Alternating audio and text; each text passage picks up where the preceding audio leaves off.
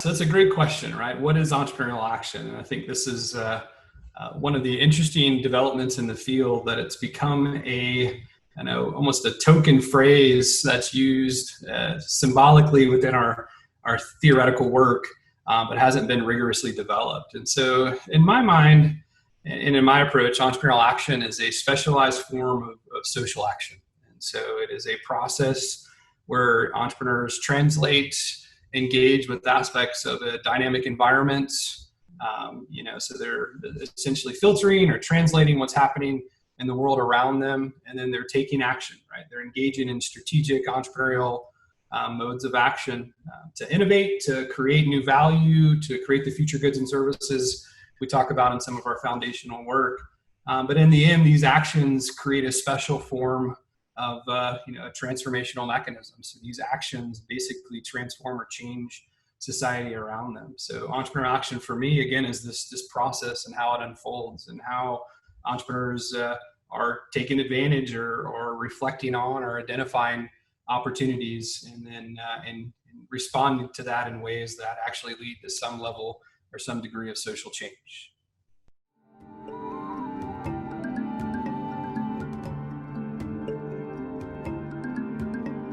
So again, I think the unique and fun aspect of entrepreneurial action theory is it's emerging that in most cases, social action theory is built around an engagement with the environment as it currently exists. And so to some degree, there's a translational piece that, you're reading the environment and you're trying to see kind of what is, and then there's some degree of human agency and the flexibility or alternative modes of action that you can take in response to that. But entrepreneurship is unique in that, again, we talk about future goods and actions. And so it's translating not what is, but it's translating what possibly might be. And so it's taking a look into the future. And so there's a speculative intentionality, I think, behind entrepreneurial action that is different in our field from other forms of social action or action theory across the social sciences. And so I think that future-oriented piece, where we're not, again, thinking about what is, but we're thinking more about what's possible or what possibly could be,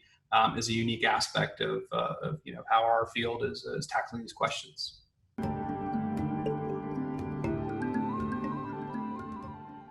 What are the future directions or problems that we need to be working on as a field to take entrepreneurial action, again, from a maybe a symbolic or a kind of a black box construct in a model to something that has some theoretical rigor that actually provides predictive validity and can guide and shape how we do research.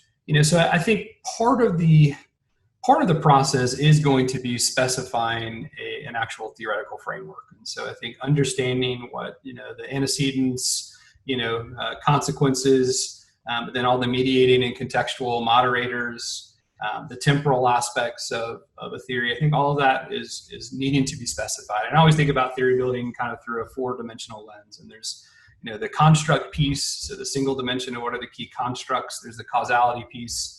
How do those constructs shape what kind of actions or what kind of consequences flow out of those initial constructs being present?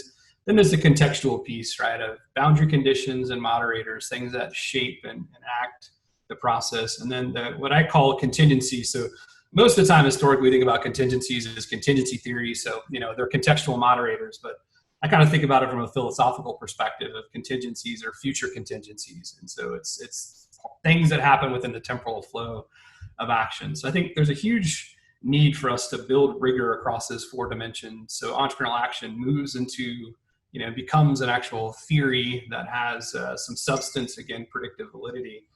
And then I think some of the problems within that are, again, the future-oriented aspect of it, I think are critical. Again, entrepreneurial action research draws a lot on theories of human agency. I think human agency, within the way that we think about it, oftentimes is shaped around an idea of freedom of action or emancipation.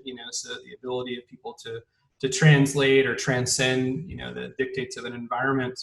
But I think agency takes on a more rigorous form when it's applied within entrepreneurial action theory. And so again, it's not necessarily freedom of action per se or only, It also has to do with, again, that transformational piece. And so to me, that's one of the major problems. But it happens to also be one of the major problems in social theory, right? So how do we take micro level actions and translate that into structural change?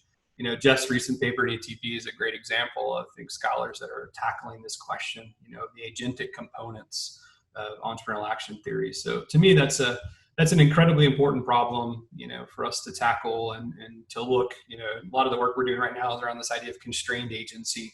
And so to what extent do these structural forces shape or, constrain aspects of the entrepreneur being able to take action? But then what are the generative pieces where the entrepreneur, again, translates that into some, clever way to move around or to take what other people see as an obstacle and translate it into an opportunity. And so, that kind of fundamental problem of human agency, I think, is critical. So again, more rigor in the theory. Let's turn it from a black box construct into a theory, and then this other piece of what aspects can we add more logic and rigor around the agentic side. I think are both critical for entrepreneurial action research.